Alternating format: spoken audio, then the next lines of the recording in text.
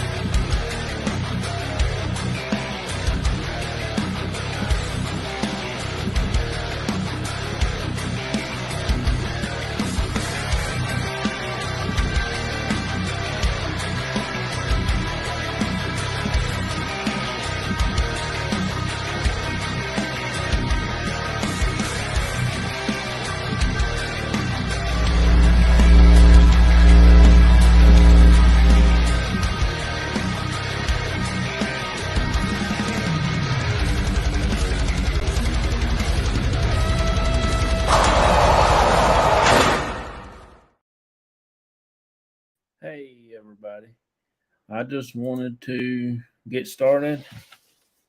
I got a few announcements to call out before I bring my guest on. Tonight we do have Vicky on. Hey there, Jamie. How you doing?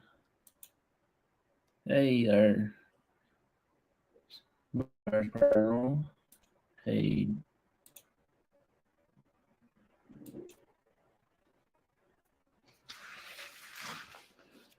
Hey Johnson. Hey Mers. Alrighty, let's see here. All right, tonight Vicky's going to be the guest for tonight. We got some pictures and stuff that she wanted to show and share with everybody. I hadn't seen her the link yet, so I will send it to her in a little bit. I want to get my announcements out. The next Sunday, the 19th of March, I've got Abyss Paranormal going to be on.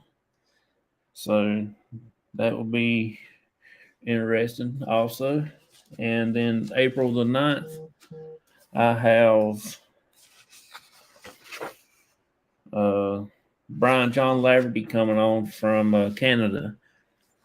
So he will be telling about some stuff that he's got going on, what he's been doing, and get him to talk a little bit more about Global Ghost Hunt and everything, and we'll go from there. I've got a few channel shout outs that I like to shout out like I normally do. First one is Devil Dog. He does help out a lot of people, fellow YouTubers and stuff, and he helped me out a little bit today on a video, and I've learned some stuff from him. And DJ also. Let's see, Our Treasured Home. She is a wonderful YouTube also. She does a lot of cooking and things, and I just played along with her giveaway, and I didn't expect to win, and I'm daggone if I didn't win.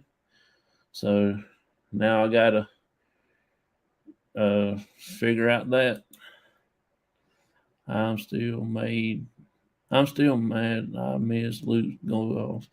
Oh, it was crazy, Jamie. I mean, it was really crazy. So, what I say there, Gary? How you doing, buddy? Mers, mad. Well, Luke, hey, brother. Nancy is awesome. Yes, you're right, Jamie. She is awesome. I like watching her do her cookies and stuff like that. And one of my good friends that I talk to a lot and everything is Off the Hook Outdoors from Ted. He's a good guy. I like watch his shows. He does a lot of family stuff with his kids, taking them fishing and hunting and all that stuff. And it's amazing channel. No, Jamie's man. Oh yeah, it was crazy. And also too, Bootsy on the Beat, Julie. She's got a good channel. And like I said, I watch her all the time and everything like that. Jamie said, laugh out loud. I saw you were live and wanted to drop in, say hello, and hit the thumbs up button. Gotta run though. If I can, I will return. Okay, that's good. Appreciate it. No problem. Love Julie. Yeah, she's got a good channel. I like hers too. And plus, Native Wild Man Sean, he's got a good channel. I just got done watching his video that he put up a while ago, about an hour ago.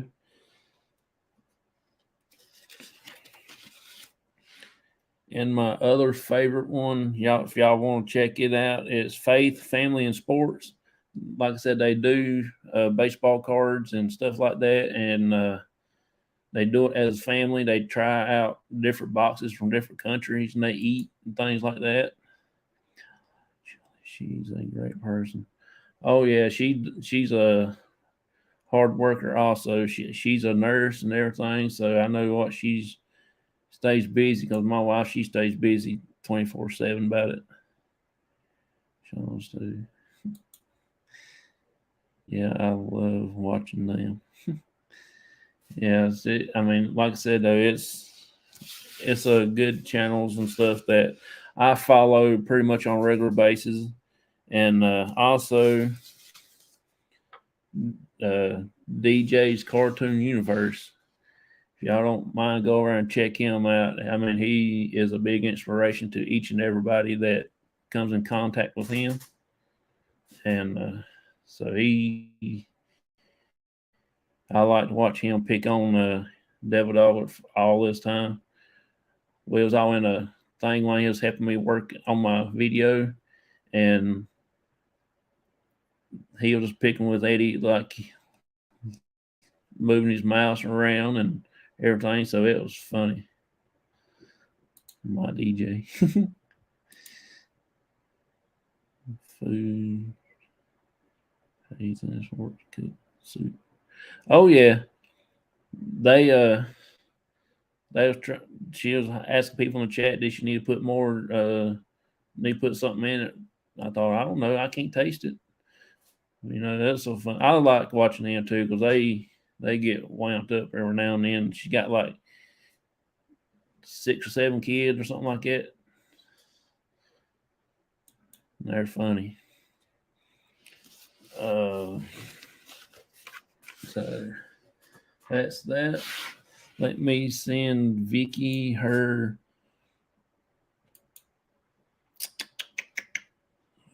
invite right quick. My computer, hurry up and load. Let's see here.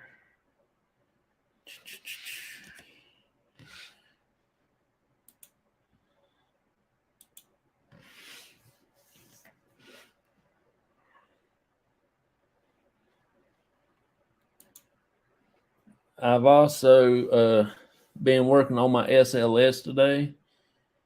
I finally got it all figured out. Hey there, Nancy. How you doing?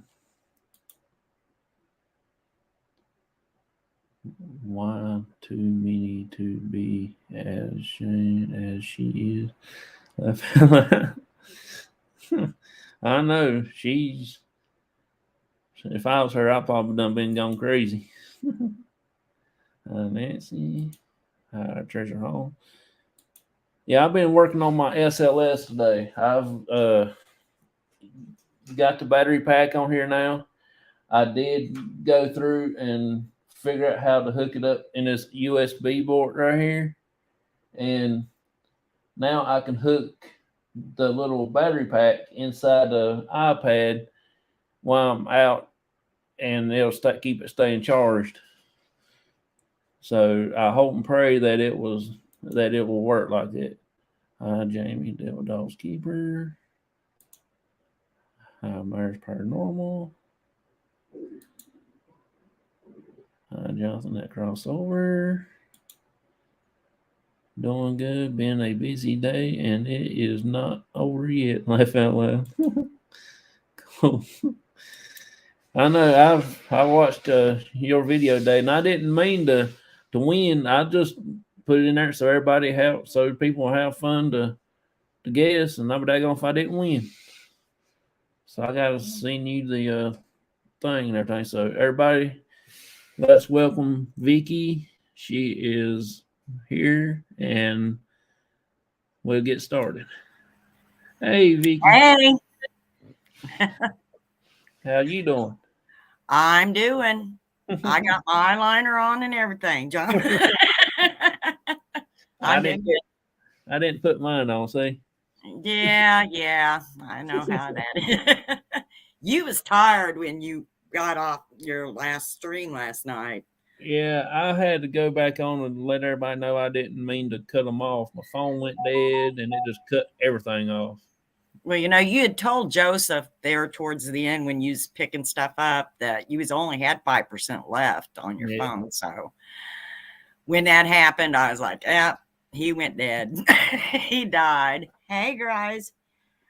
And it didn't even get charged up until way sometime a while. Yeah, because I had kept looking for you to come back on to talk, when you got home.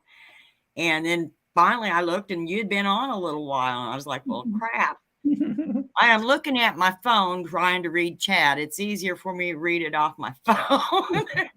Hi, everybody. I'm not going to come into chat unless I absolutely have to, but hi.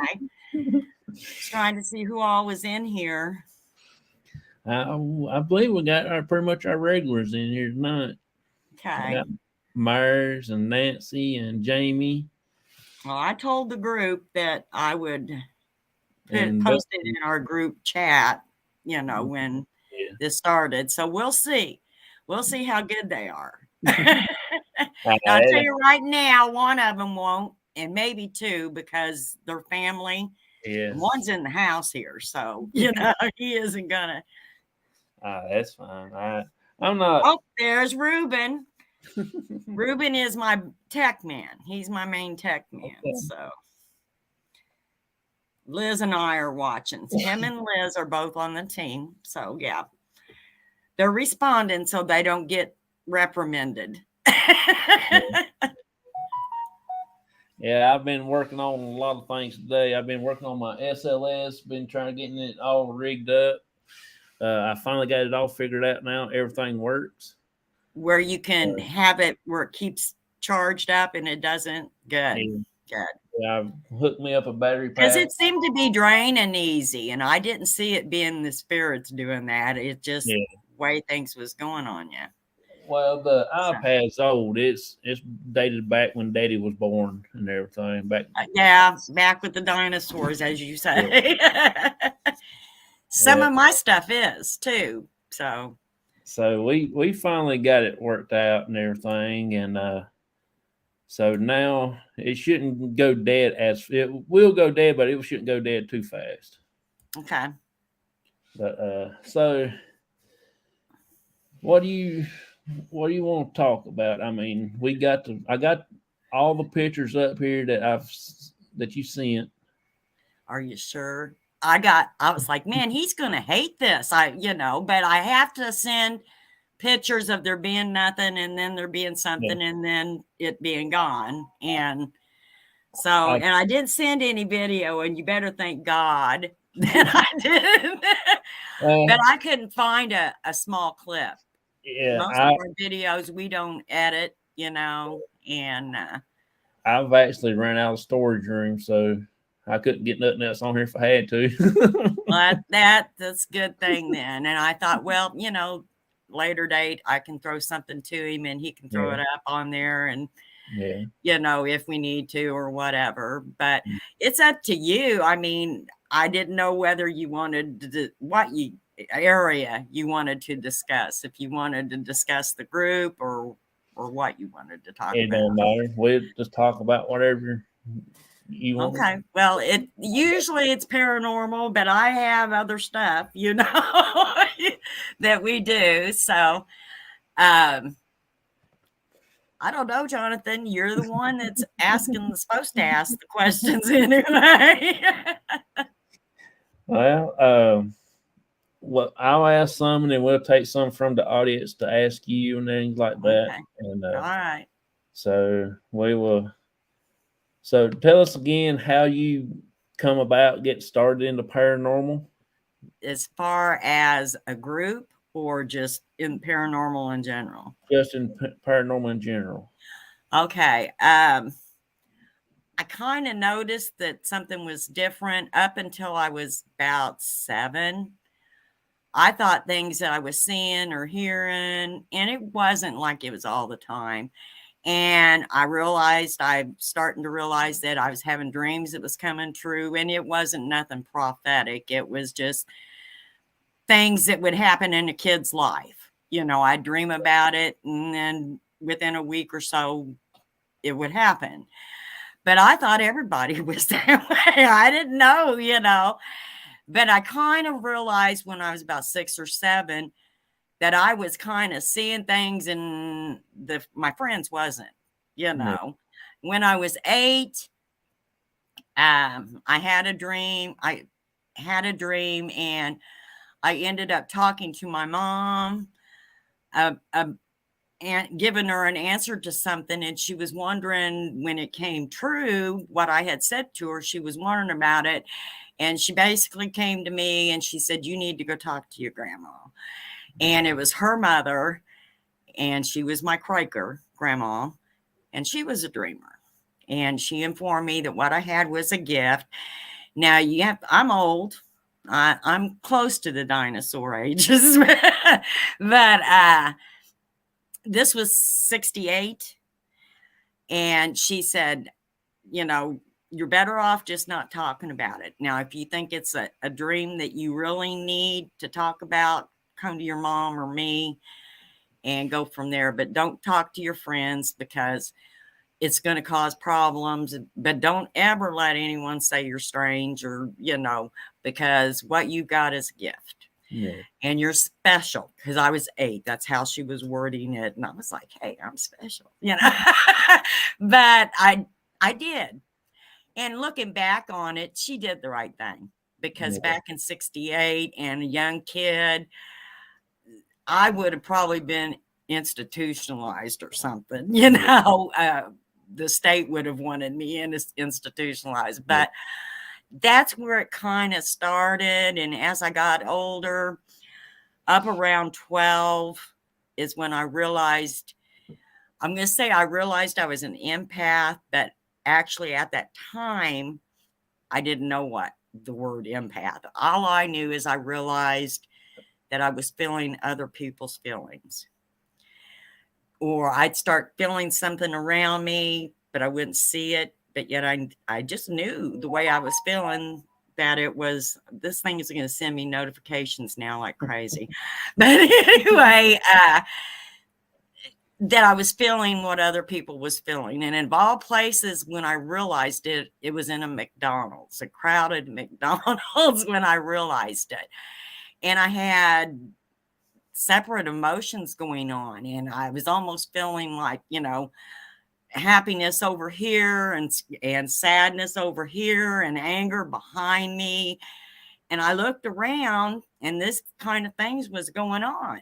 I had an elderly woman who was sitting at a table by herself, eating and crying her eyes out. I had a couple over here that was all lovey-dovey and holding hands and all of this. And then behind me, I had a couple that was in a huge argument. No. And that's when I started putting together what was going on. And then later on in years, I was describing this to someone and they said, that means you're an empath. And I was like, okay, if you say so. I didn't know. But that's kind of, I started seeing stuff and I wouldn't tell anybody. It was more of like flashes, or I would look up and see somebody and then they weren't there anymore. Yeah. And this didn't happen every day. It was just every once in a while. Yeah. But I wouldn't say nothing. Yeah. And then when I got up, and we had things happen, like my dad and I was driving on a country road, and it was in farmland, and the houses was far apart and everything. But there was this one old house that was called the captain's house, and it was vacant. No one had ever lived in it. There was a sad story behind it, but supposedly it was haunted, and you'd see a woman and a child in the backyard in a grown-up rose garden. Yeah. And Dad and I passed it, and out of the corner of my eye, I seen a woman and a kid. And I was like, okay, there they are in my head. But my dad reacted and he was like, and he did a U-turn in the car. We drove back to the house. There was only one way in and one way out of this place. He gets out of the car and he says, you stay in the car and you watch and tell me if anyone comes out from, the back.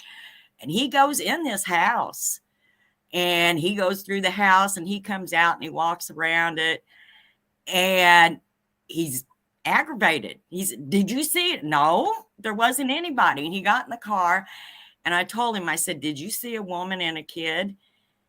And he stopped and he looked at me and he said, yeah. And I said, I did too. And I said, you do know this place is supposed to be haunted. And Dad said, well, I know that they were there. I know I seen them, and this got my dad so worked up that for the next 10 minutes as he's driving, he's talking to himself. There's no place they could have went without me seeing them, So then when I was about 15, I had reached a really bad state of mind. I was dealing with a lot of stuff. I had some big decisions to make. And I was crying in my room. I didn't go to school that day. And Mom knew something was going on, but yet she didn't feel that it was the right time to talk to me about it. And make a long story short, in the process of me sitting on the edge of my bed crying, I felt this hand on my shoulder, like someone who walked up and just put their hand on my shoulder. And I thought it was my mom. And I got to thinking about, I kind of went like this, but I didn't feel her hand and I didn't really think anything about it. And then it dawned on me, I'm sitting on the side of a full-size bed. If for her to have done that, she would have had to got up on the bed on the other side to be putting her hand on my shoulder. So immediately I do one of these numbers, and I didn't see nothing, but I could still feel the hand on my shoulder. And as I turned my head back around, I had a dresser with a 3-sided mirror, had wing mirrors on the sides of it. It was an antique dresser. And I could see me, and my grandma was standing behind me. And my grandma had died in March, and this was the end of August. And I was like, really? And I kind of looked back, and she wasn't there, but I could still feel the hand. And I looked back, and I could see her. And I did it one more time. And when I started to turn back to the mirror, because I didn't see her then, I felt the hand move and I looked in the mirror and she was gone. Yeah. And while I'm sitting there thinking, okay, did that really happen? My bedroom door busts open. My mom's standing there and she's got a paring knife in one hand and a potato in the other. And she is standing at the kitchen sink and been peeling potatoes for dinner. And she looks at me and she said, "How long have you been sitting there?" And I said, 2 hours, And she kind of looked and she's looking around, and I said, "Why?" And she said, and you could tell she had been crying. And she said, "I was in peeling potatoes at the sink. I could hear you crying." And she said, "I thought, I'm just going to let her go for a little bit, and then I'll try to go in and talk to her." And she said, "I could still hear you crying. So I was like, I'm just going to pray for her." And she said she just closed her eyes and started praying for me. And all of a sudden, she felt this hand on her shoulder. And she said she thought it was me. And she said she turned around and I wasn't there. Well, then she freaked out and she thought I had turned and run and I was trying to mess with her. There's 2 ways into my bedroom, and you could circle around and you could get to it via the kitchen where she was. So she thought I had ran this way and through the bedroom and down the hall into my bedroom. So she thought she'd catch me, and she took the shortcut. And there I was sitting on the bed, and she knew there was no way I had time to get all the way through there and get on the bed. So when she started telling me she felt the hand on her shoulder, I said, "So do I." And I told her what I had seen. And she just stopped and she was like, "Okay." And I said, "It was Grandma." And I said, "Grandma was here." And I said, "I know she was here."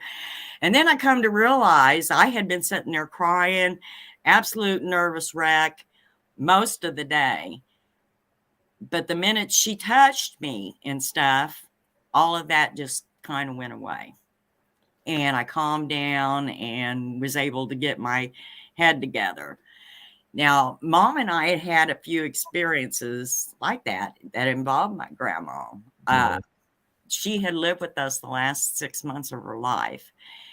And she got bedridden. And if we were in the other part of the house and she needed something, we had this brass bell, which I have in the other room, for her to ring. So we'd know.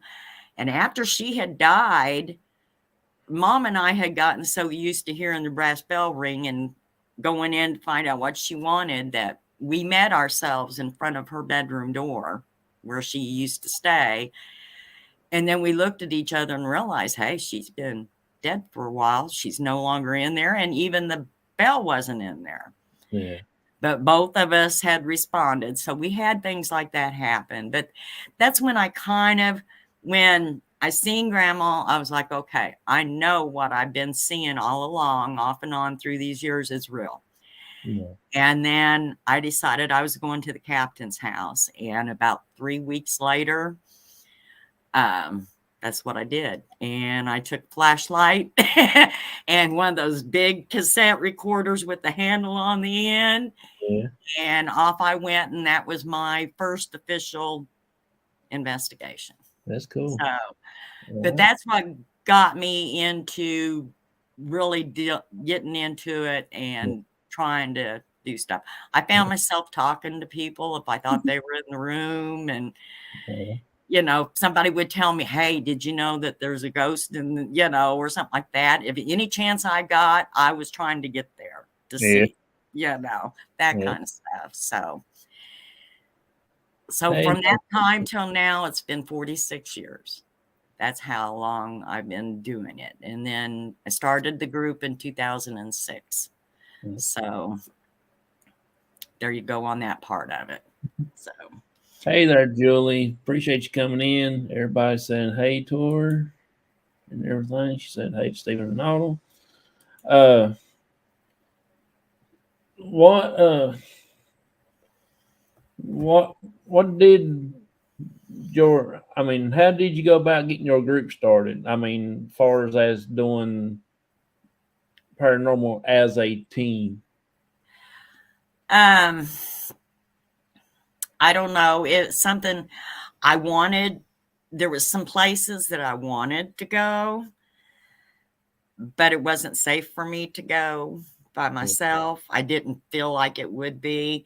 Also, I felt like I needed somebody else there to help me validate, witness it or what have you. And at this time, I think ghost hunters had been going for like a year and a half or so. And I had went on my own. Oh, there you are. I had went on my own down to Crescent Hotel and things like that. And I thought, you know what? I'm going to see if, because I wasn't sure the area I live in, I'm in the Bible Belt, and I just wasn't sure how it would be took. And I just went ahead and threw out a notice, and this is what I'm wanting to do. And the first person that answered that was Andrea Grono. Now she comes in off and on.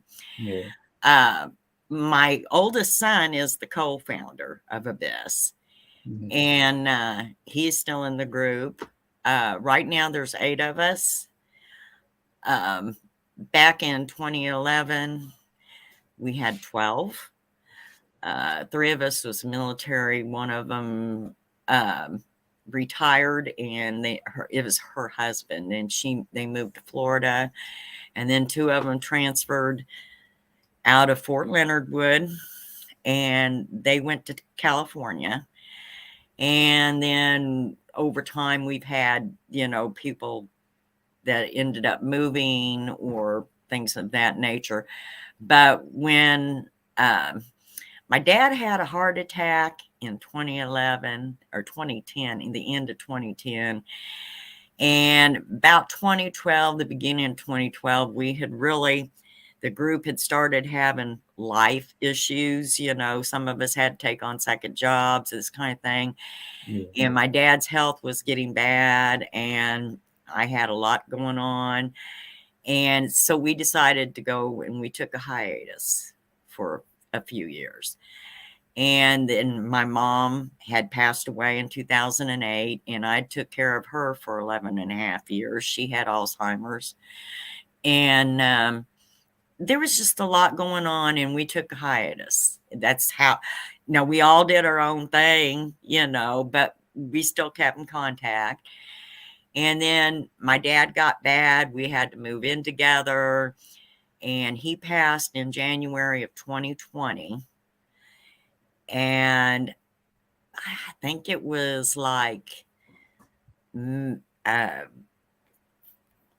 don't know, a year and a half later, I was like, you know what, I've gotten things kind of collected and got myself back together. I'm going to make some phone calls and see if the group wants to get back together. And 2 weeks later, we had our first meeting of being back together. And the ones that's in the group, we only have one new one.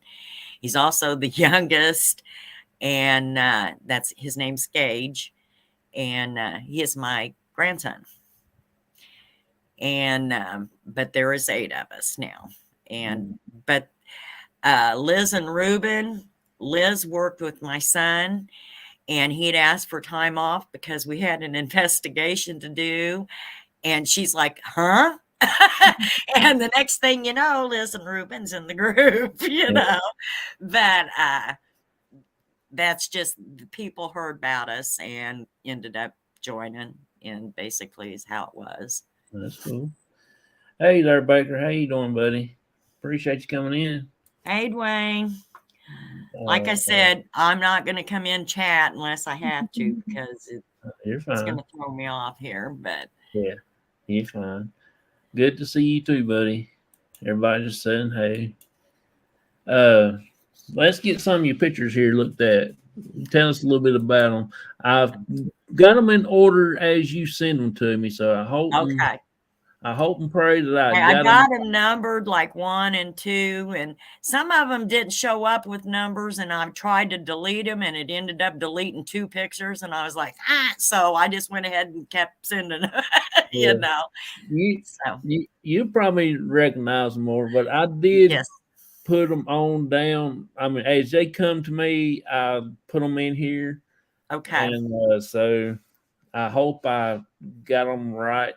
So we'll look at a few. and then we will talk a little bit more. Then we'll look at a few more, and then towards the end of the show, I will play a P3 video, take a little bit of a break, and then I want to talk about what happened last night on the bridge. The greatest thing that ever happened. Jonathan went into shock. Yeah, you know, you was saying something, Jonathan, but I was laughing my butt off at the look on your face when he went off, that I don't remember what it was you was saying when he was going off. I was talking, but I was looking, and when it going off, I hesitated saying something. I was in total shock. I couldn't say nothing. Then I looked at Daddy. Yeah, I didn't know what to say. You had a total look of shock, and I got to laugh, and I was surprised you just didn't jump or anything. You didn't do that. You just like, you know, I got to laugh so hard. I just wasn't expecting it. That was totally. Well, you know, you've had it for a while. You've had it for a while, and it never went off on its own like that. So, yeah. And you notice, I mean, you notice when a truck goes through there, that truck did in that car, it didn't even vibrate the bridge. Yeah, there was nothing, and the other lights didn't react either. Yeah, you know, the cat toys and the balloon light and stuff, they didn't react either. So, and you didn't see me move my leg to hit the bridge. So yeah, it was all legit. Yeah. All right, let's get to this, and we'll get back to that. I was your guest. So here's the first one. Okay, now this is not an investigation with the group. This is kind of a personal thing, but I wanted you guys to see this. In 2011, I lost a grandson. And it was a big thing. It was all on CNN and all of it. We had to have 2 memorial services for him. And I took a bunch of pictures during that time. And he passed in December of 2011. And about April of 2012, I got to thinking, you know, I've never looked at those pictures. So I sat down in a recliner. Now, this is a house that I was living in at the time. And that's my living room. I'm in the back corner of it. And of course, you can see the kitchen through the double door there. Yeah. And I had 2 pug dogs. One was sleeping on the couch and one was on the floor in front of the couch sleeping. And I sat down in a recliner and I had my camera that had the pictures on it. And I started looking through the pictures. And of course, I started crying. And I had all these old emotions, you know, come up. And I was like, and all of a sudden, both these dogs stood up. And they was kind of, and they were looking at this, right where you see the milk can, there's canes and walking sticks in it. To the left of that is a gas fireplace hanging on a stone wall.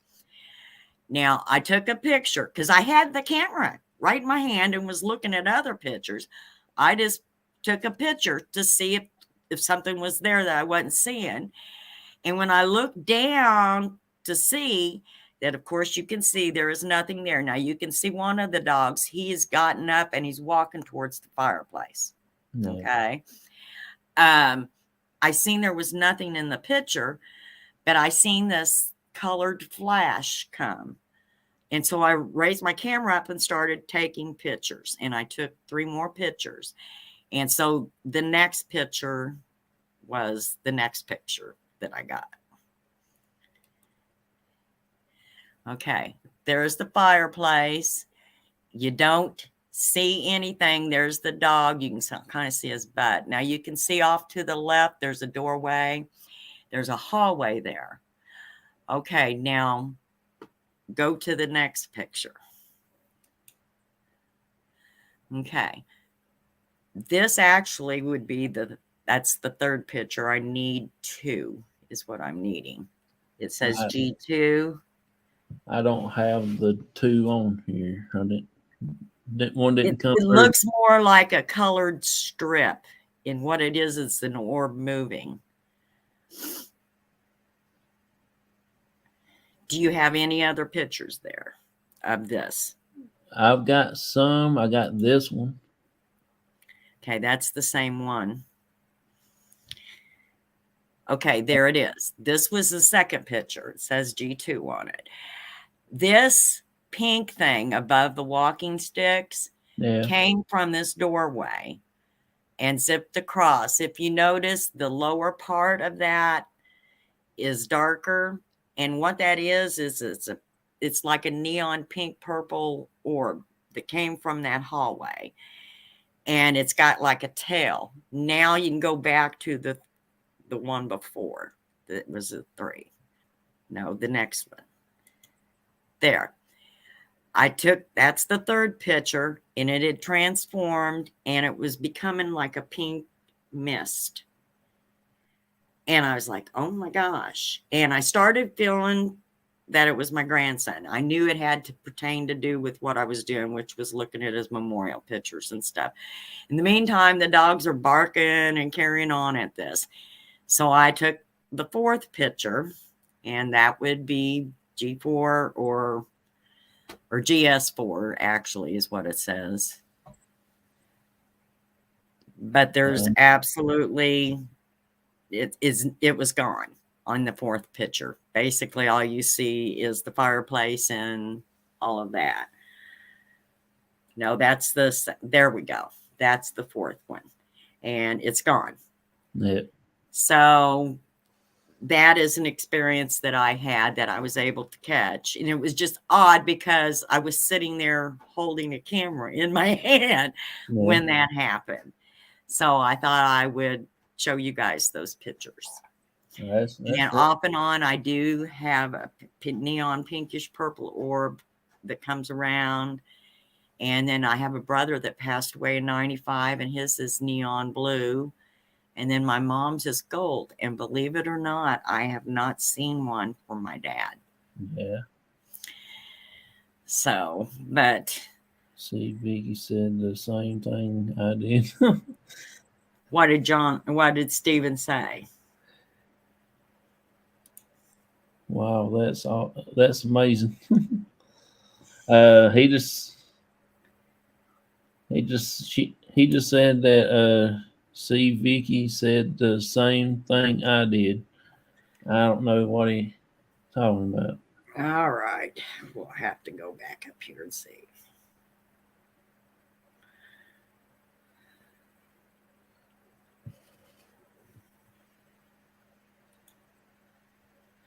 I don't know.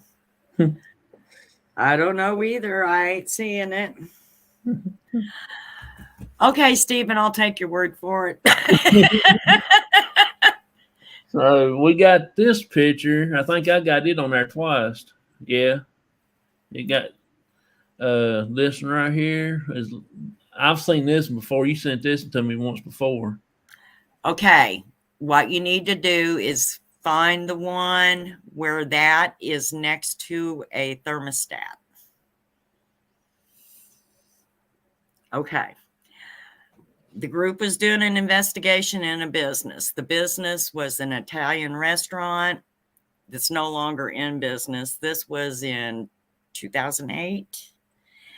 But the business was in a house. It was on a square of a town. They did want to keep it anonymous. Quite honestly, I think if I wanted to, I could go ahead and say, because the business is no longer going. Yeah. And they don't even live in Missouri anymore. But the reason we was called in, they were having quite a bit of activity in this restaurant. Now, this is in the upstairs. And like I said, it's in a house.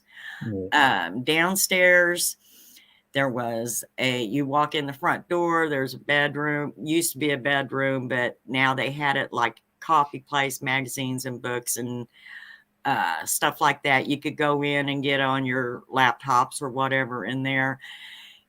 The room you stepped into had the dining room tables. You stepped in and there was the counter, and then the kitchen was in behind it. They had utensils coming out of the kitchen, flying into where the register was. The customers was seeing this happen. No one was in the kitchen when it would happen. But the main thing was the cops had called them 3 or 4 times and told them they needed to come to the cafe because they were on patrol and they seen people with flashlights in the upstairs. And it was always in the upstairs. Then they'd get there, the doors was still locked. They let the cops in. They'd walk through the whole place and they'd find no one. And this went on 3 or 4 times. Well, then they also started having all the salt shakers shook out on the tables when they would come in and open up in the mornings. And they were like, okay, something is messing with us. We want to see what's going on. And we had been investigating, and back then I had the tape camcorders. So every couple hours I had to go up and change tapes, in them. And I had went upstairs, and you know how when you shut the lights off and say, this is what we're in, that's what this whole place was. Because when we investigate inside, usually, if we can, we just go to the breaker box and shut all the breakers off. And this house was dark, and I had thought, okay, I need to check the tapes. And I went upstairs, and I had a little flashlight with me, and I changed the tape out, and I turned around and I shut the flashlight off because I could see fairly well. And when I did, I seen this flash of light, and to the right of this thermostat is a window, and this light came right through the window. And I ran to the doorway of the room, and I started taking pictures. And this was the first one, and that is an orb. And you can take a second, show the second one, and it has moved off to the left. This thing started moving, and then I went to take another one, and it was headshot. It just went right through the wall there to the left. Yeah. Now I seen this. Now the next one, the first picture you showed, is I zoomed in on it so you guys can see what the inside of this looked like. I mean, it was sparkling. It wasn't just an orb, it was sparkling. And if you get close up on it, there's all different kinds of colors of pictures in it, of colors in it. I mean, it's bright colors in it. And I was always zoom in on orbs because sometimes you see stuff in them, but there's a lot of stuff. I know a lot of people don't put a lot of stock in orbs, and there's a good reason for it. I mean, you got dust, and you've got moisture, you've got bugs, you've got stuff. I did some research on things, but when you see them with your own eyes like that, and so I thought I'd go ahead and put that out there because that is a bright one. And if you want to show them the next picture, it's of the window. Let's see. Of the window. It's of the window. Nope, that's not it. I don't have that one. Okay, it's just a picture of the window. Okay, well, that's it right there. Now you can see an orb there, but it's faint. Yeah. Now, the reason I showed you this picture is if you look, you can see that the glass, you can see a reflection, and what the reflection is of the wall that's across the room from that window. Yeah. For you to be able to see that reflection, and it's in front of the orb, that orb is on the outside. It's on the outside of the window. Yeah.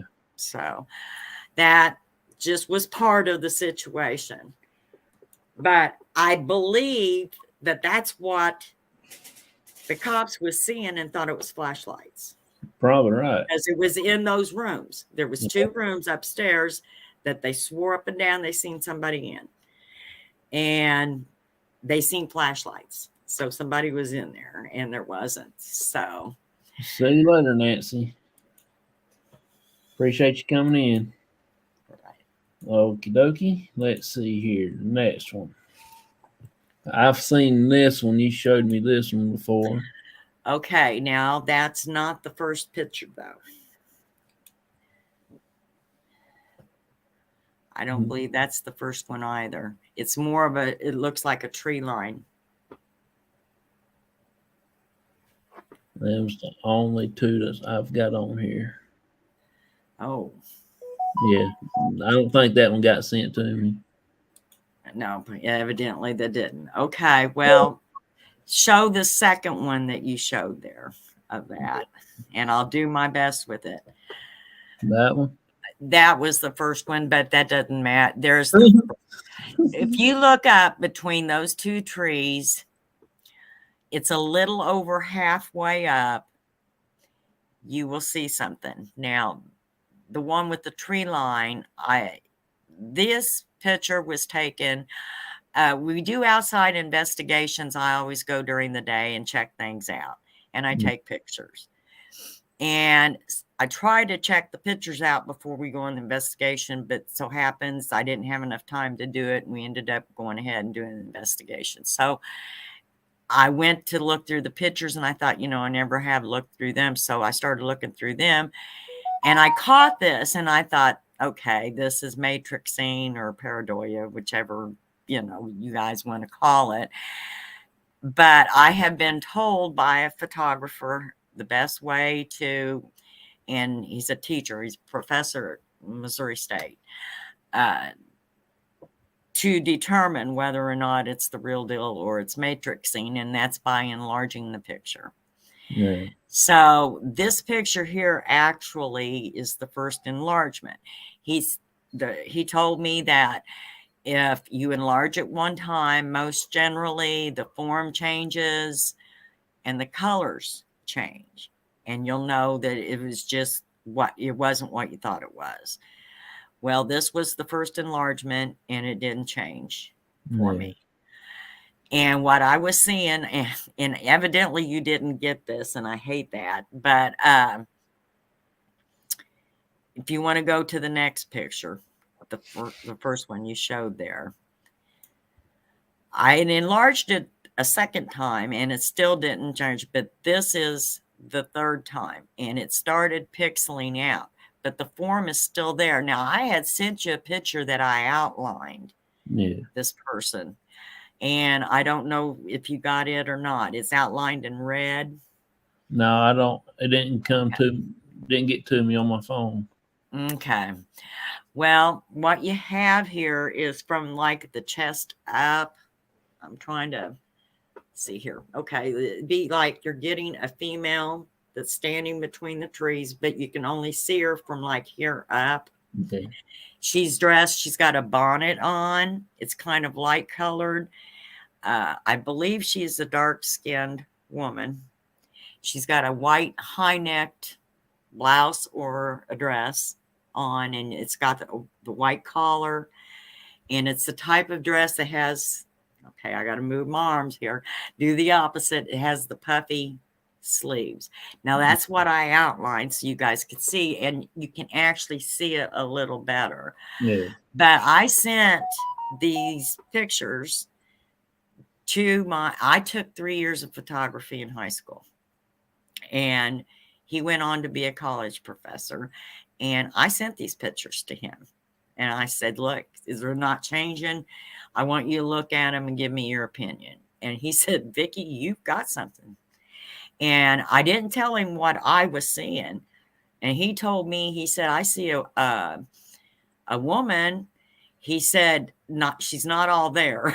And I started laughing, and he said, I mean, he said, it's like a headshot almost. Yeah. He said, but she's dressed in old clothing. And I said, yeah, she's got a high neck. And he said, yeah, and it's white. So, I mean, he was seeing it, but he said that he had worked it over, and he's seen how I had enlarged it. And I was right. It did not change color, and it did not change form. So I hate it you don't have the one I outlined, because it would kind of help you. Now, this investigation is an outside investigation. It was done at a place called Crybaby Holler. Now, I found every state has a Crybaby something, Crybaby Bridge or Hill or something. There's always a Crybaby something. But I went to try to do some research on it. And the stories that was being told was you'd hear a baby crying, you'd see a woman walking, and it's a dry creek bed. Okay. And there's a low water bridge there in the street. It's way back in the country, out in BFE, as I call it, and gravel roads and the whole 9 yards. And they say you'd see a woman walking the creek bed crying, you'd hear a baby crying, and then when you'd kind of get to the area where you thought it was coming from, it would stop. Or the story got embellished, I'm sure, because I never could figure this one out, that all of a sudden you would see what looked like to be a part baby, part cat of some kind with red eyes, and it would come after you and chase you. And you would find, when you left, you would find small handprints with long claws at the ends of the fingers on the backs of your vehicles, or in the dust on your vehicles, and this kind of stuff.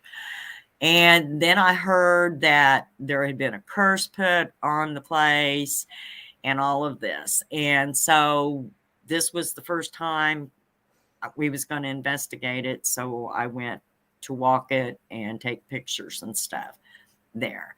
Now, later on, when I was doing research, trying to find out if there was any truth to any of this, I talked to a man who was 83 years old at the time, and he wouldn't lie about it. Matter of fact, I looked for him to tell me it was a bunch of crap, you know.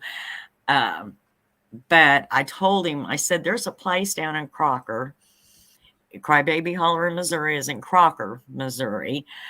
And I said, we're going to go investigate it. Do you know anything about it?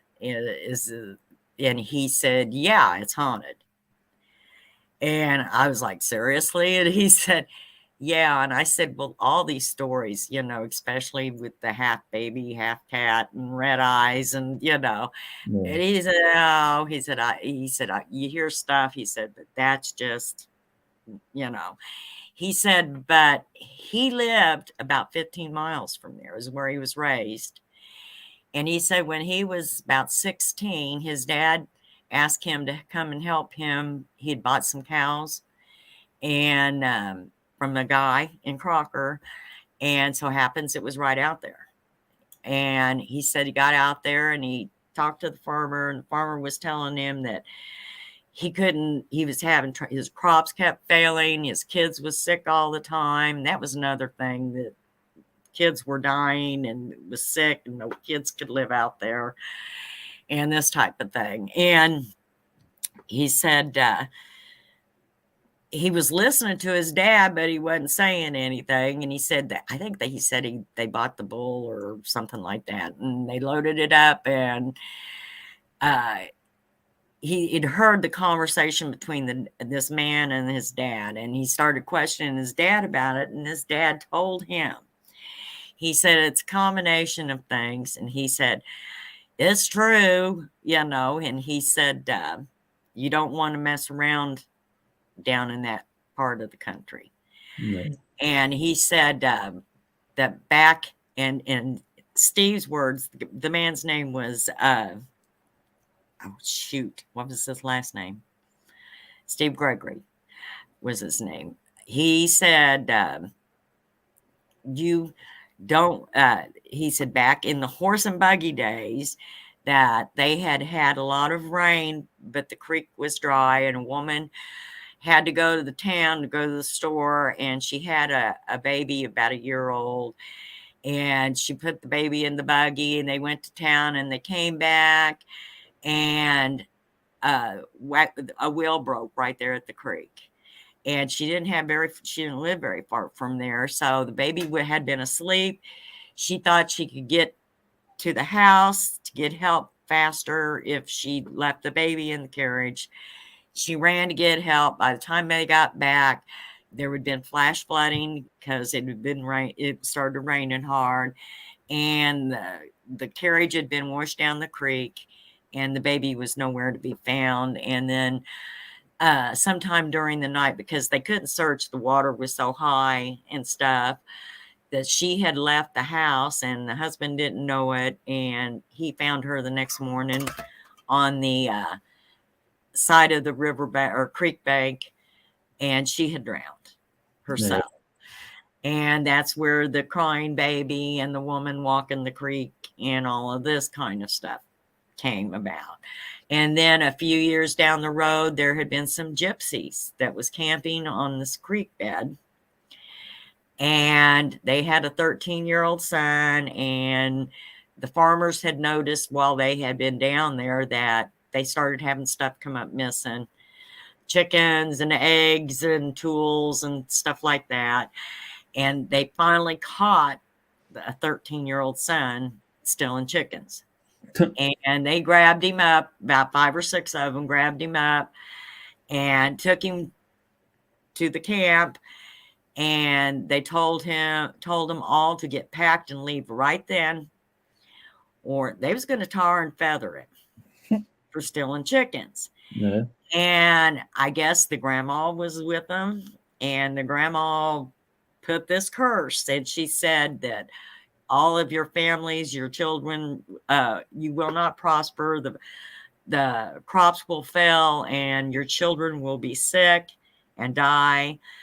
And because they thought it was horrible what they were wanting to do just because he stole some chickens. Yeah. And that's how they were having, and they said over the years that it had actually been that way. Everybody that had moved there, their kids were sick all the time. Their crops would fail. They just never had any good luck. And a lot of, when we was investigating, it wasn't bad, but I did notice there was quite a few farmhouses. Now the land was being worked, or they had cows on it, but the actual houses was not being lived in. Mm-hmm. Hello, professional paranormal research. Julie saying hey to paranormal. Mr. Rogers, how you doing, buddy? Hope everybody have a good night. It's not been too bad. Hey, Mr. Rogers.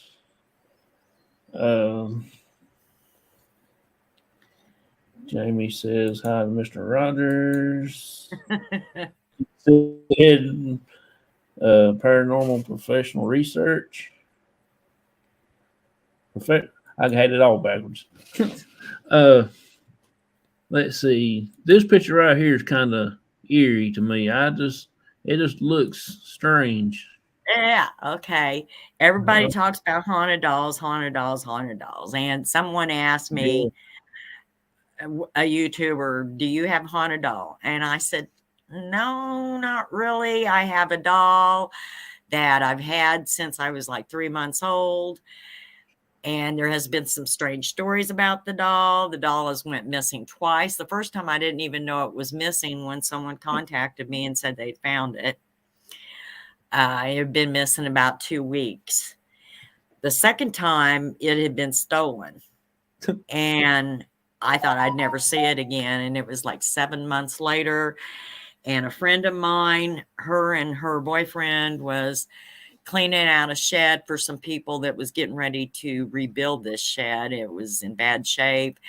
And they found a tub that was full of water because the roof was leaking and all of this kind of stuff is why they were going to do this. But she found a tub full of water with this doll submerged down in the water, and the water was all soured and, black colored. And first she thought it was a baby, and she screamed and ran out of the shed. And then he dumped the tub and seen that it was the doll, and she recognized the doll. And she called me up and she said, Vicky, I think I found your doll. And I was like, really? And she said, yeah, and she brought it to me. It was in horrible shape. Now, Yeah. that doll was given to me by my aunt when I was 3 months old. And all they knew is I would cry of a night if the doll wasn't in the baby crib with me. And I would put my hand over on this doll and I'd be fine and I'd sleep good. And the dolls I've always had a good feeling. But you ask anybody come in my house if they seen that doll, doll creeps me out. But it don't me. You know. Even my kids, it's like, don't put that doll in my room, you know. And I think even one of them one time got up and just picked it up, took it out of the room because they didn't want to sit in the room with it, you know. He said Now, it right here. Ruben said it. Dolls creep me up. Freak me out. yeah, and see, he probably hasn't been in my living room to see that doll. Yeah, we did an investigation back, I think it was November or something like that, and we tried to set him up, and Gage took I had some old dolls that I had found in a rental home, and I mean, one of them was missing a leg even. I mean, you know, and eyes and everything was all messed up. We hid him in a storage room, and Gage was in there, and he was supposed to move this doll, but Ruben seen Gage's feet instead of the doll, so he didn't scare him. But yeah, he is not lying on that. Yeah. Hey there, Michelle Happy Homestead. Appreciate you coming in. I think we've got 3 more pictures. Yep, 3 more. Let's see. Which one's that? The second one? First. There's the first one. Now, here we go again. I'm at Crybaby Holler. And I had took 2 young kids with us, and they were 15. We were supposed to go, the group was, and over half of us had to cancel. And these 2 15-year-olds had been begging me to go, and I thought, you know what, it's outside. We've been down there a few times, and we'll go ahead and we'll take them. And we took them. We did the investigation. We got a few things, but we was getting ready to leave, and I was standing and I was looking, and across this field, I seen this light coming across the field. And I'm thinking, okay, there's a farmer and he's coming down to see what we're doing, you know, because we had been down there 4 or 5 hours at least. And as it came across the field, I wasn't seeing no form, you know, or anything behind it. I also noticed that the light, when you walk with a flashlight, it'll kind of bounce a little bit, or a lantern. It was even, and it was going straight. And it just kept coming, and it got to the top of the creek bed, where there was a 5-strand barbed wire fence there. And it didn't hesitate. It just came right through it and started going down. Well, we had already put our equipment up in the car, and one of the 15-year-olds, his name was Jesse, pulled out his phone and snapped a picture, and he snapped one picture, and it just poof, disappeared in front of all of us. And that is what it was. That is what the light was. Cool. The second one is I kind of expanded it a little bit, enlarged it so you could see it better. You don't really see anything other than a blue mist. Yeah. But that's what that picture is. Now, the kid that took that picture, he was so excited. He had got something, you know, with the picture. We ended the investigation. We went to a gas station that was open all night, and nobody else was there. We pulled up in front of this door, and people was going in, using the restroom, getting something to drink. And I had to go on home because this was about 40 minutes away from where I lived. But I went in and got some pop. Well, he was all excited and talking to my daughter, and she had a recorder. She was going to take it home and analyze it. so I didn't have so much to do and look at and listen to, I should say.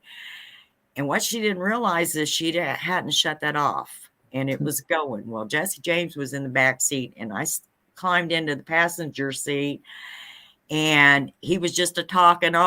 He said, I've got to wake Mom up when I get home. Well, it's like 2:30 in the morning. And I said, I'll wait till morning, And he's like, nope. He said, I can't wait till morning. I'm going to wake her up and I'm going to show her this picture. Well, my daughter didn't know, like I said, that she had this recorder going. And I'm trying to get through this quick. She took him on home, dropped him off, went home. The next morning at 10 o'clock, I got a phone call. And she said, you're not going to believe this, Mom. She said, I was listening to the recorder. And she said, I thought I had shut it off. She said, when we was sitting in front of the gas station and Jesse was going on about showing his mom the picture. And I said, yeah. She said, all of a sudden, she said, Jesse says, no, I can't wait. I'm going to wake Mom up and show her this picture. And she said, all out of nowhere, you hear this man's voice say, no, wait till later. She's sick. And she said, that it was just Jesse and you and me in the car. And I said, yeah. And she said, so I went running over to Jesse's house and said, listen to this. And his mom is standing there and she starts crying. And Courtney's like, why are you crying? And she looks at Jesse and she said, that is your dad. When Jesse was 3 months old, his mom and dad were going to celebrate their anniversary. And they went to a bar and there was a drunk in there and he kept hitting on her.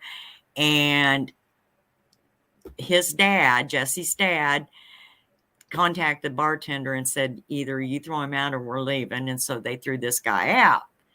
As her and him was leaving for the night, he stepped out the front door. That guy that got thrown out stepped up and stabbed him many, many times. And he died right there in the door of that bar. Jesse never met his dad. He'd never heard him, nothing, because he was 3 months old at the time.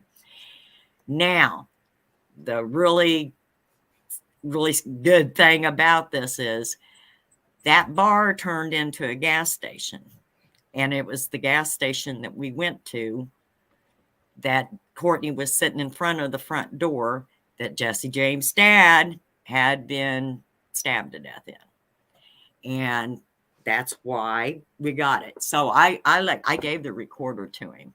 I said, you keep that, and so said, this is Liz. Tell us about the milk barn and how Rue is short for Reuben. Okay. We did an investigation. I can't tell you where. But there was a log cabin that was built in the 1800s, and there was 2 other locations that we needed to investigate on this property. One of them was a milk barn. And for some reason, this milk barn was full of dolls and doll heads. And they had what I found out for sure was quilt pieces, how they piece quilt tops together, but it was just the pieces had cut. They had a pile. They were cleaning this milk barn out. They had a pile, and this pile was full of doll heads and the body would be over here and the heads over here. Well, Reuben told you dolls freaked him out. Reuben goes in with another guy and with Marty, I believe it was. But anyway, and Marty's asking questions and Reuben's running the camera. He does not have the camera on Marty or the K2 or any of the other equipment to validate anything. He has got this one doll head on the camera and he does not move that camera. He said, I swear that doll was looking at me. And he didn't even realize he was doing it. And I laughed my butt off so hard because that whole video, and it's like 15 minutes, that whole video, you don't see Marty, you don't see the K2, you don't see anything except this doll head that he's got this camera focused on. And we laughed our butts about it. He's like, I'm sorry. I didn't even realize. He said, I just know, though, that dog was staring at me. And I think he looked for it to just jump up out of that pile and come after him or something. Yeah, that's fun. Well, let's see here. I'm going to give these couple of shout outs right quick. Okay. I'm going to give a shout out to all the P3 program, all the family members. Matt Barron, he's the founder of it. Does the Paracrew podcast. I am a part of that also, but I will try to get back in doing something with them. Scott Morton from the Wasp. I've been watching his stuff. I actually investigated with him and his wife and one of the members. And Minnesota Spirit Hunters, which his logo just didn't fit on my screen just right.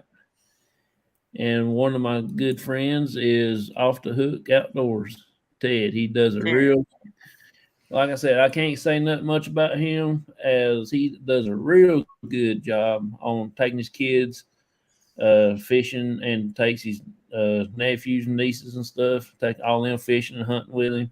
I think that's good for doing the family right like that. Right. Let's see here now. Get back into the chats. Good evening. Sorry I'm late.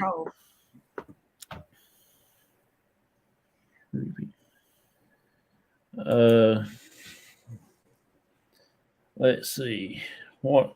So I'm gonna be putting up my video we did last night. I'm still doing a few little tweaks about it. I got some things I got to cut out and make it a little shorter so it will fit in the original time frame.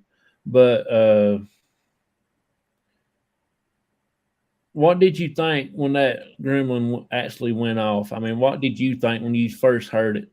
Well, what I did was kind of looked over to see if I seen anything, but then I looked back and you were saying something, though. I don't remember what, but you had this look like, and you kind of looked over and you looked over this way, and then you were saying something, though. And I was trying to remember what it was, but yeah, but you was shocked. You could tell you was just shocked that it went off. Talk about, them little frogs and crickets you used to buy when we was all back in older days, where you mash and they'll click. Yes, little clicking. Yeah, that's what I was keep hearing. Then the spirit box sensor went off, and just as soon as that went off, probably about 2-3 seconds later, that's when the gremlin went off. Oh, okay. Well, I think I remember your dad or you saying that he was hearing the clicking. I heard the clicking, and I tried to explain to him what it sounded about like. Okay. And I know I didn't touch the gremlin because I had my hands in my pockets because they were about to freeze when I was sitting there. Yeah. And my legs, you see how my legs was, they was all spread out, but I wasn't touching the bridge. So I couldn't reach down with my leg and hit it because you never saw my leg to move. And I was just looking at it like this, and I said it was like 35 degrees because it went up a couple of degrees on that little thermometer. Then it just went off, and I just kept looking at it, and I couldn't. I was thinking in my head, should I run or should I just still sit here or what I didn't know what you had going through your mind, but you could tell by your look on your face that you couldn't believe it. And I was like, it's good. And of course you were going to be shocked because you've had it for a while. You had, like you said, I think earlier today, you had it a little before Christmas. Yeah. And you've had it out in investigations before, and it's never went off on its own. And when it did, though, you was like, and Jamie and I was waiting for it the first time it go off, you just to jump and run or jump back or something, but you didn't do that. You surprised me. I did get up and not run, but I did get up and walk away because there was something there hitting my leg. my left after you kind of but you stayed there when it initially happened. You just stayed there, But I enjoyed it. That felt well. Night, Dwayne. Hey, old buddy, your show time. Your show time for me to turn in tonight. Everyone, see you tomorrow. Jonathan, good to see you too, buddy. I will see you tomorrow. When I get that video up, Baker, I'll let you know when it is so you can go back and watch the gremlin go off. But I appreciate you coming in.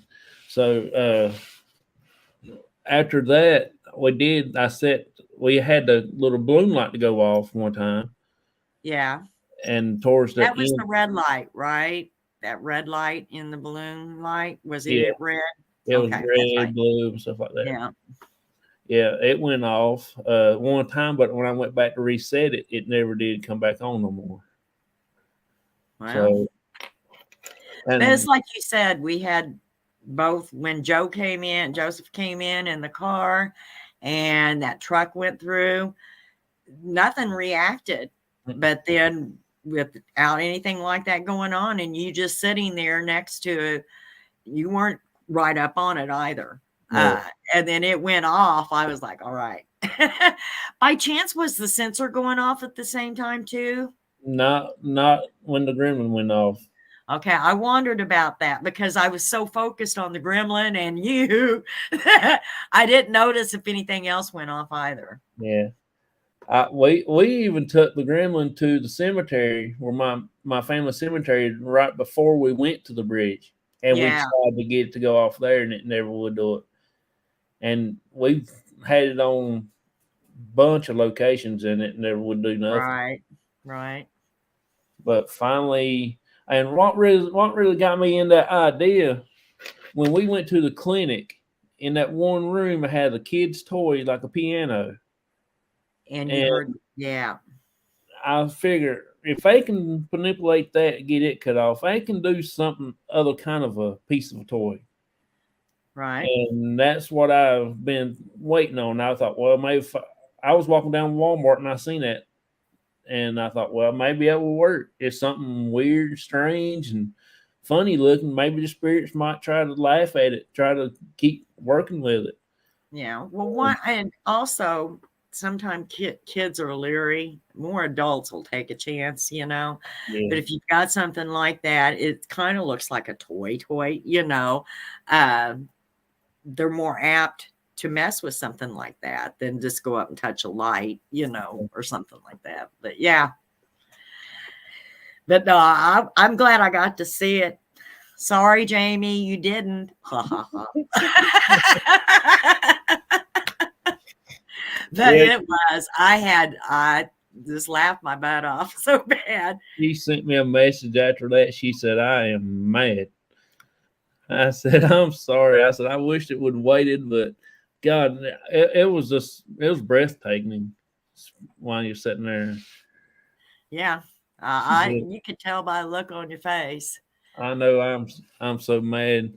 Stupid Taco Bell. That's right. She had ran for the border. Remember, I went in chat and asked her if she was running for the border.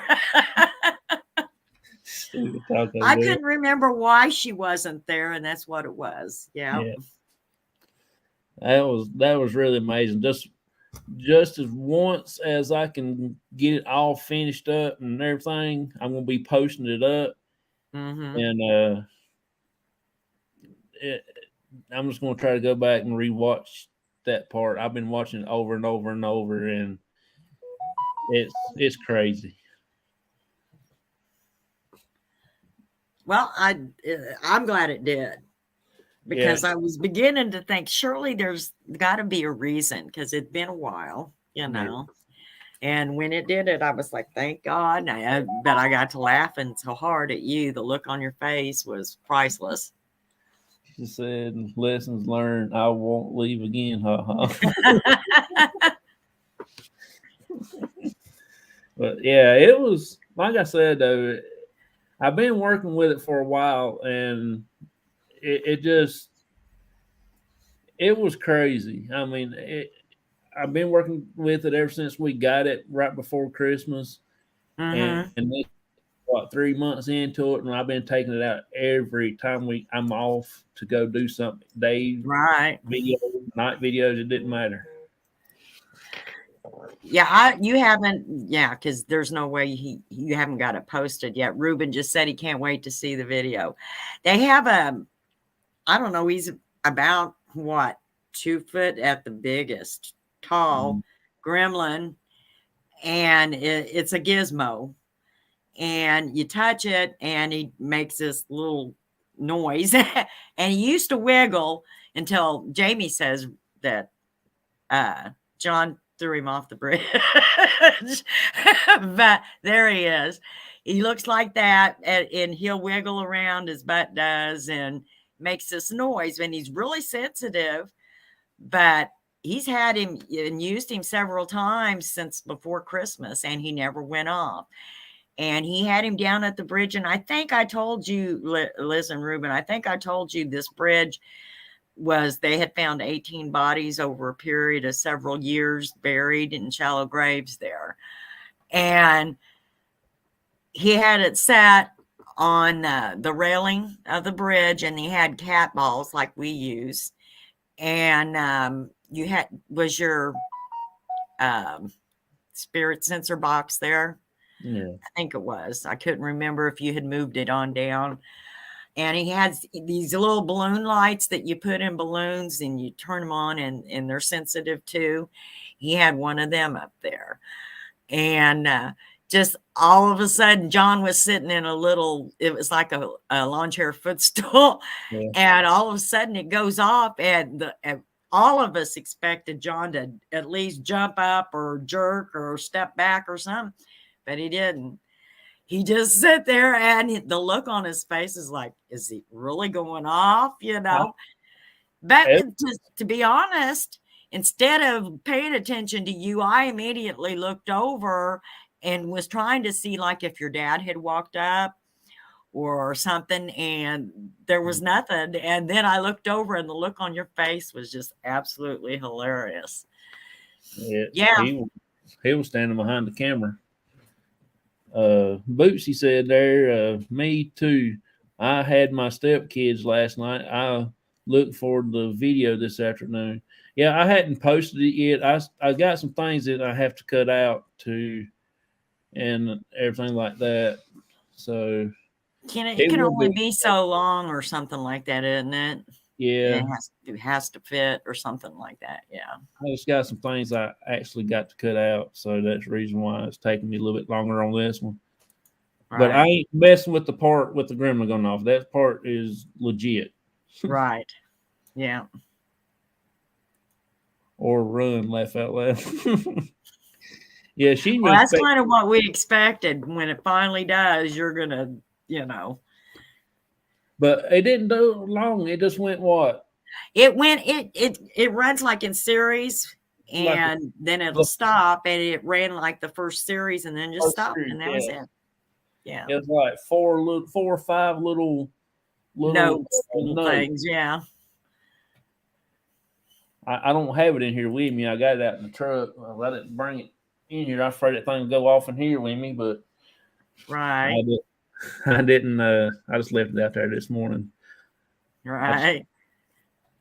I've been busy working on my camera thing here, and well, I'm glad you figured something out on that, because you was excited. You said, I got it figured out, and then it was already halfway down and all of that, and then it wouldn't work. So I'm glad you got that figured out on how you can do that.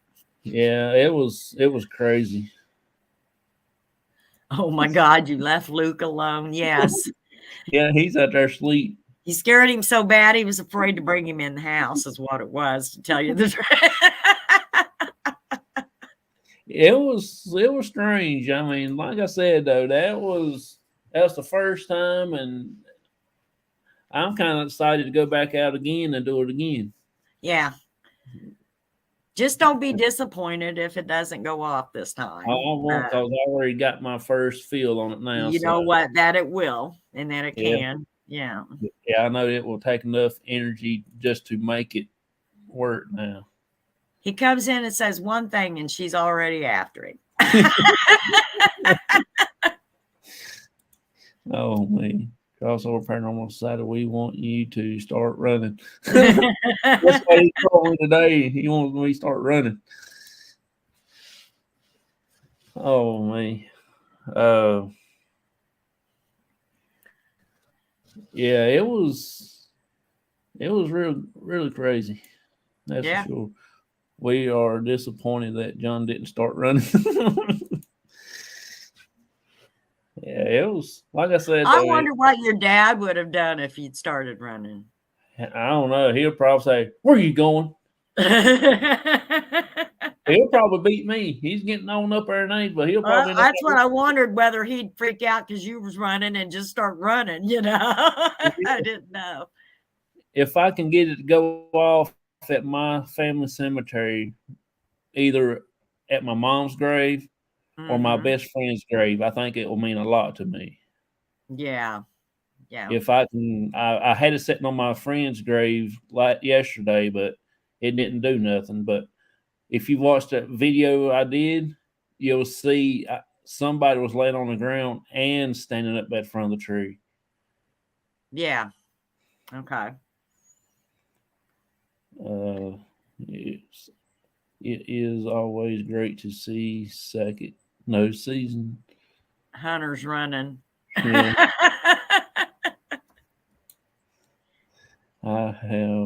I was impressed with the video at your family cemetery.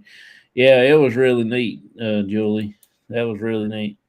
The equipment you had mapped out spirits a few times. Yeah. It was actually mapped out something there laying on the ground right behind my buddy's gravestone. And it was actually wild. And then it was standing up on a tree beside my truck. And I turned it around and sat and wait for a few minutes to get to that tree behind me, and there was something standing there. So, well, that's kind of neat. Yeah. Now, Liz, that's in the chat, she went to a place. It's called the Haunted Castle. It's in Brumley, Missouri. And she had never. We don't have an SLS camera in the group. And she just decided to go, and they have, like, I believe it's a 4-hour ghost tour. And they allow you to ghost hunt, and they let you use their equipment. Well, they had an SLS camera. She was there all that time, and she was so engulfed in this SLS camera, she didn't take one picture. She didn't record anything. Nothing. She played with the SLS camera, but she said she got some really cool stuff. Yeah, she's seen, on it. So that's probably one of the things down the road we're gonna work on getting. But yeah, I told Ruben he needs to. Ruben's interested in building some equipment and stuff, and it'd be kind of neat if we could get in and he could build one for us. I was sending you the picture of mine, and y'all can go off of it if y'all want to. Well, Ruben, did you hear him? He said he'd send you a picture of what he's got, or he'll send it to me or something. Ruben says she did get mapped in people. But she was getting people, spirits in this house where there was nobody at in the room and things. So. I didn't put a lot of faith in our SLS because when I first got it, I didn't know how to use it that good. And I just got it out here probably about a month ago and started tinkering with it and messing around with it and studying on it and see how long it's going to stay charged. And I keep it on all day long. Right. Just to see how long I need to be hurry up using it, how fast I need to get it moved. Right. And things like it. Ruben says that would be nice. So if you want to send me pictures, and I'll send them on to him. I know we built ours. Well, they built ours for about little over $100 at the time. Right. Just buy out the parts and everything, and you just put it all together yourself. Right. Well, I know that we've got quite a bit of equipment, and sometimes you can have all this expensive equipment and get stuff that's not expensive, like you getting Gizmo and you didn't need a rim, $150 rim pot or whatever, so hey Dina. Yeah, it's like I said though, it's really good piece to our arsenal that we have. I just gotta try to not forget how to run it and every time when we take it out. So Vicky, Yeah, list all in chat. The cat balls were great last investigation. Yeah, we got some, but we actually got to order a bunch more because ours finally done died out. They don't work no more. we did an investigation. Let's see, it'd be a week ago yesterday, and it was in an office. I don't know if they want me to say who, but it was in an office. Let's just put it that way. Okay. And two members was in a room and the door was shut, and outside the door in another room we had on the floor a cat ball, and the ones in this one room, they were working spirit box, I believe it was. Yeah, the spirit box. And they started talking to someone and they said, if you would go out there and touch the cat ball, and we've got it on video, but I haven't gotten it yet. We haven't gotten through all of this yet because it's just been a week and we've been busy. Yeah. But we've got it on video of them saying it in one room and the cat ball being in the other room and going off after they told it to go in the other room and touch the cat ball. And you can see there's absolutely no one in the room. That's pretty cool. So that's what Ruben's referring to, Yeah. is the cat balls working. I'm going to be shutting her down, so I got to get up, go to work in the morning. All righty. Yeah, we need to get. I tried to fix ours last night before we went on the investigation, but it's not worth it. It's just easier to buy new cat toys because I actually tore it in all the pieces. I pulled the switch off it by accident. Well, they're not real expensive. I know I got 4 the last time on Amazon. I can't remember what I paid for them. I want to say $8, but I'm not sure. Yeah. I've actually got to get some more because it ain't worth us putting batteries in them. You probably pay more for the batteries than you do to and going through all the hassle of getting it open to put them in. So yeah. See you later, Jamie. Appreciate you coming in and hanging out with me. I'm getting ready to shut down. So I got to get ready for work in the morning. So I'm glad you got to come on and we talk about some pictures and stuff like that. And well, I'm sorry you didn't get all the pictures in, but there was a lot of them. And that's why I even sent a message after I was through sending them. I promise, no more pics. You're fine. I just downloaded them all I could till I ran out of storage on here. So, all right. But yeah, I appreciate you coming in, and I had fun. I always have fun having you on. Okay. I've actually learned a lot from you, and I do thank you for being in all my chats pretty much. Okay, hold on. Got a phone call. There. That handled that. So bye. It was fun. Thank you for coming in. Thank you also, Bootsy, for coming in. Yeah, I'm glad that you guys came in tonight. If you can remember, hit that like button. Yeah, I appreciate that. I do want to say thank you to you and Jamie for always being here with me. Myers Paranormal, he normally comes in here. Y'all and Bootsy, y'all just like my regular family. Then Devil Dog comes in and Jamie try to runs him out.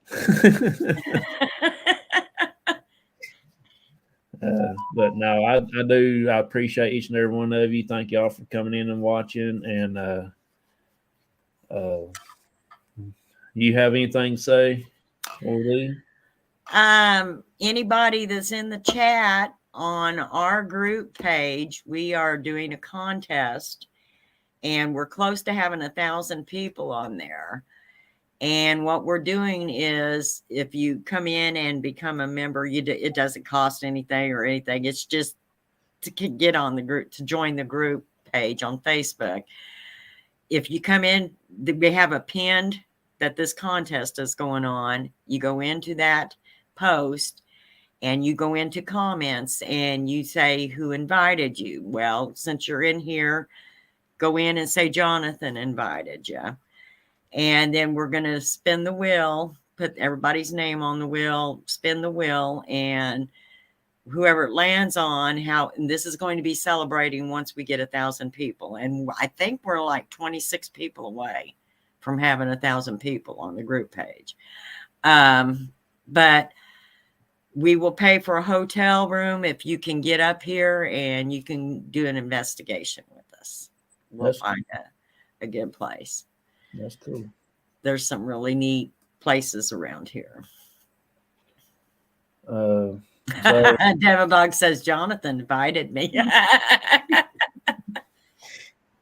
You have to look us up on Facebook, Eddie, and go into the pinned post and hit the comments and put that. If you want to do what? I forgot what I was going to say. I've been doing that for the past few weeks. Well, you have been running kind of rampant. Yeah. He said I don't like to. Or face gel. So are you in face gel, Eddie? Is that what you're saying? It's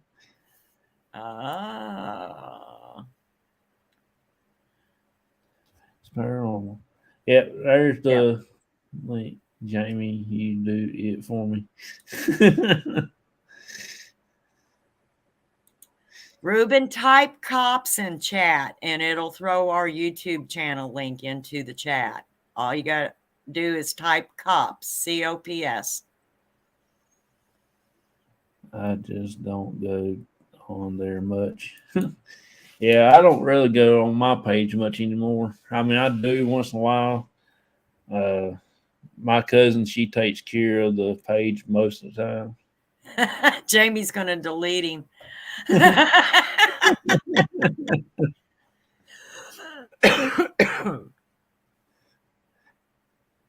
Yeah, she's got the authority. She can delete me. There's the link. You know what, Ruben? It threw you in. You better delete that. It threw you in. It didn't throw Abysses. I'm sorry. I didn't think about that. Let me see if I can do it on my phone. I don't know how to work Facebook. I just watched the family and friends post. There we go. That should. Yeah, there you go. There you go. I wasn't thinking. I just thinking Ruben's in Abyss. Have him throw it in, and what it did is it did his own personal Facebook. So super mod and can time me out. Yeah, I had a talk with Jamie the other day about that. I've got 3 more other people that I'm going to actually do that for, so they can do anything that they need to do. And meanwhile, in the chat, I mean, I still have my regular mods, but I've got 3 in mind that I want to give that. What is exactly a super mod? It's just a big higher than regular mod. That means you can actually delete people, I think it is, that comes in the chat. You can delete and post. It's not just hiding them and stuff like that. It's you can boot them completely out, block them, and what have you. Yeah. Okay. Manage mods. Oh, Dina says it says super mod equals can take over your channel.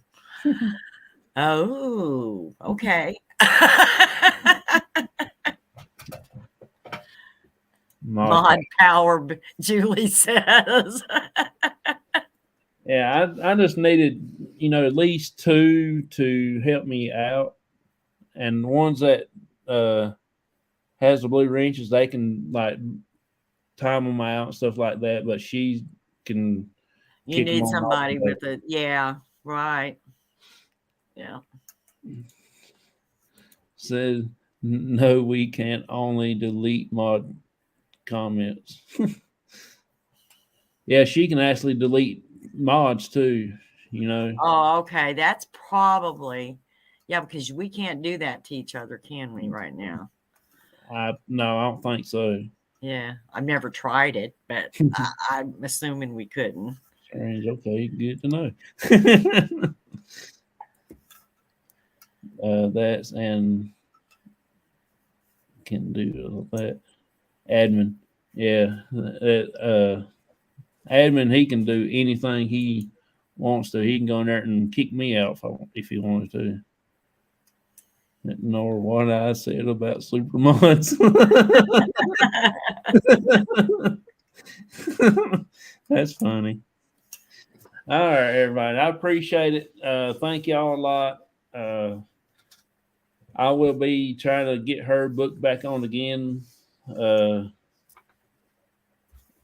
long. If you want to come back, we will do it again. All right. And maybe we can find something else, on the lines of equipment or whatever and different things to talk about. Yeah. I do want to touch on bases about apps, different types of equipment, what kind of equipment. Okay. Gremlin. Things like that. Right. To the dollar store and stuff. Right.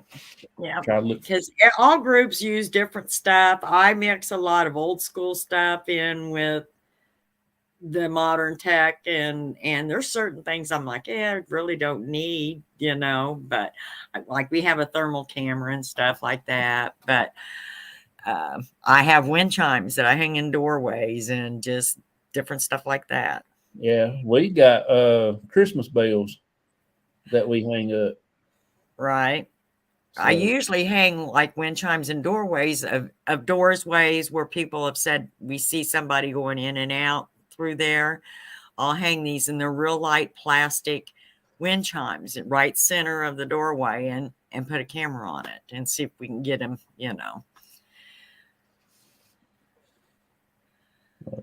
So I appreciate it. Thank you a lot. And I will say my goodbyes, and I will play the video, and we'll get on that. All right. Appreciate it. Everybody have a blessed night. You too. You have a good one. All righty. All right. See you later. See you later.